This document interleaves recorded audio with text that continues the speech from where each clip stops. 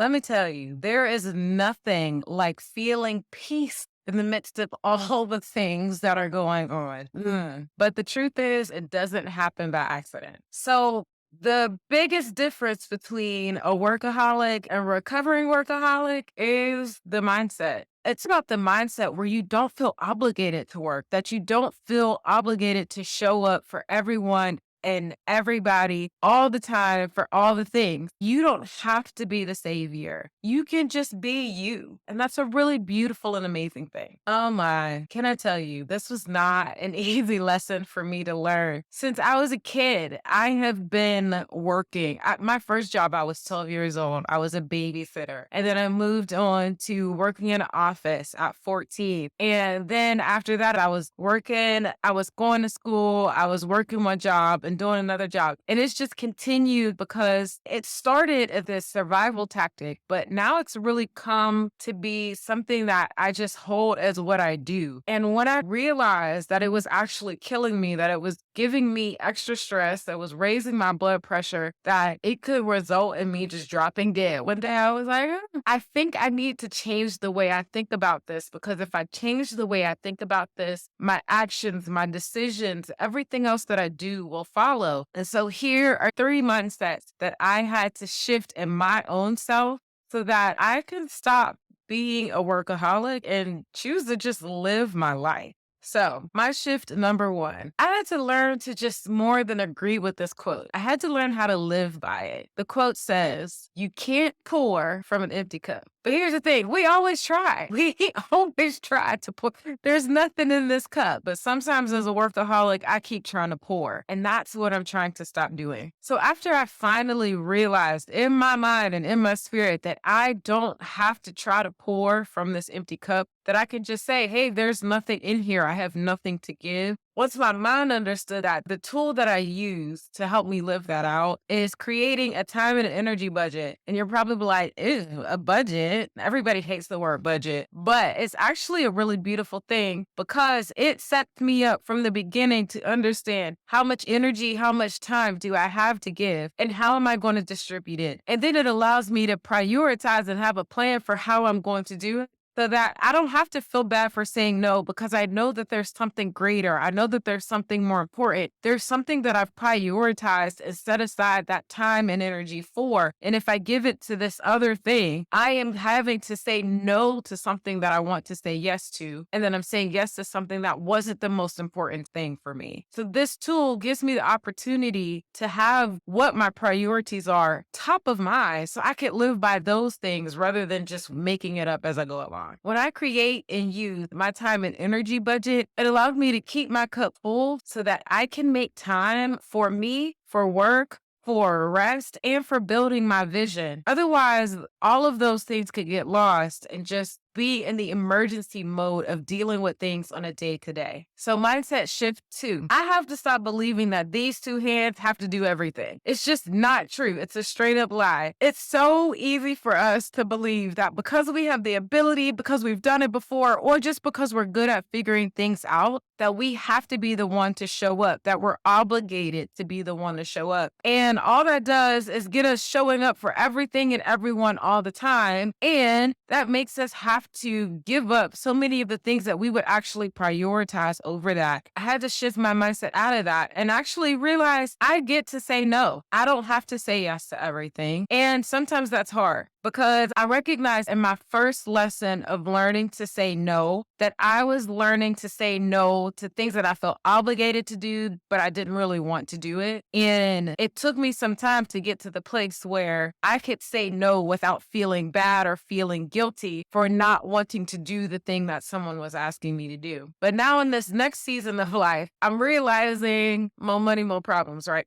I'm realizing that it's taken to another level because now I have to not only say no to the things that I don't want to do, sometimes I have to say no to the things I absolutely do want to do. Because when I look at my long-term vision, if that thing that I am wanting to say yes to is not going to help me achieve that long-term vision, then the timing is not right. And I believe timing is everything. There are always going to be plenty of opportunities, and a lot of them are going to be great opportunities, but they might not might be in the right timing. And that is what makes it the right opportunity for you right now. And so sometimes I have to say no. That sounds like a really great idea to be on your podcast, but I've prioritized XYZ to do, so I can't do that right now. Or I would love the idea of taking that trip to do this, that, and the other, but that would keep me from doing one of the top 4 things that I've prioritized to accomplish this year. I can't do it right now. Those are the things that are allowing me or setting me up to stop stretching myself so thin, because I'm not trying to do everything, even if it's a good idea or if it's a good opportunity. I'm doing the things that I've prioritized to be the thing that I want to accomplish this year. So then mindset shift number 3, peace has nothing to do with getting everything done. It's more about recognizing that half of those things on your list probably weren't essential in the first place. One of my favorite books that I've read, called Essentialism, really helps you take a step back and pick out what are the things that are actually going to help you move forward. Not everything has to get done. Sometimes it's a good idea, but it's not the most important idea. And you probably will find that doing all of those other little things that you thought were important were never important in the first place. If we start by working on the priorities, we don't get bogged down by the busy work. Living by doing what's most important and doing what's essential rather than trying to do everything, because there will never be enough time to do everything. The problems of the world are too big, and I'm one person. And not to say that I can't affect the world, but if I let that become the focus of how I live my life, I'll never get to live my life.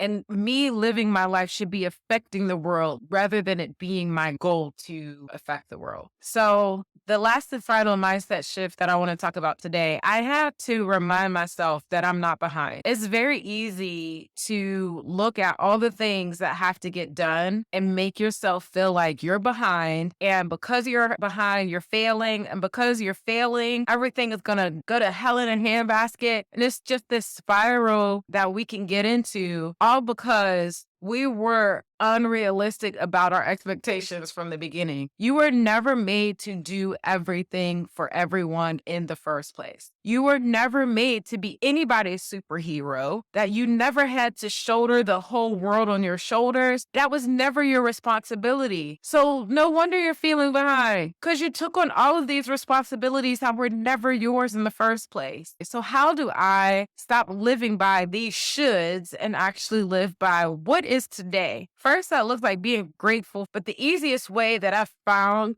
to be grateful for where I am today is that I have my long-term vision. So back in 2020, I wrote out, what do I want my life to look like 10 years from now? And I have a whole worksheet, an exercise that I take myself and my clients through in order to create that.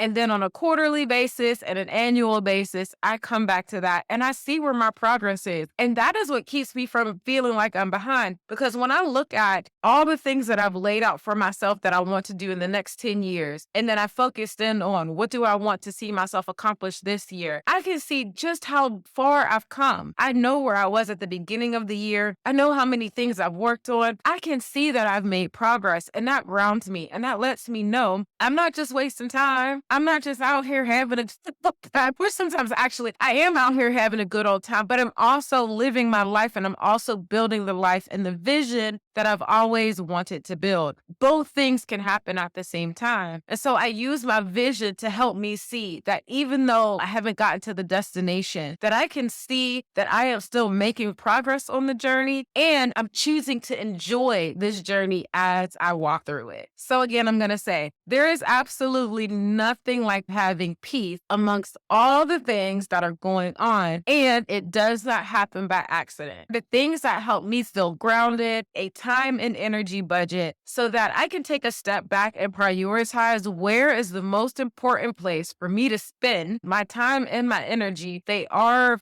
finite resources. Next, I practice saying no, not just to the things that I don't want to do, but also saying no to the things sometimes that I do want to do. By prioritizing, I should focus on doing the things that are going to help me accomplish the goals that I'm trying to accomplish this year. And then next, I choose to prioritize what's most essential rather than just doing, because sometimes the right thing at the wrong time is still the wrong thing. So I'm choosing to prioritize rather than distracting myself with other things that might not be right for me right now. And then finally, I use my long-term vision to keep me grounded as a compass, because the truth is, I got ideas planned for days. If I tried to keep all of that in my head, I would also drive myself crazy. So I used my written long-term vision, and then I used what I've sectioned out for just this year to keep me organized and to keep me moving forward on what I am trying to accomplish now, rather than trying to do everything. So all of that being said,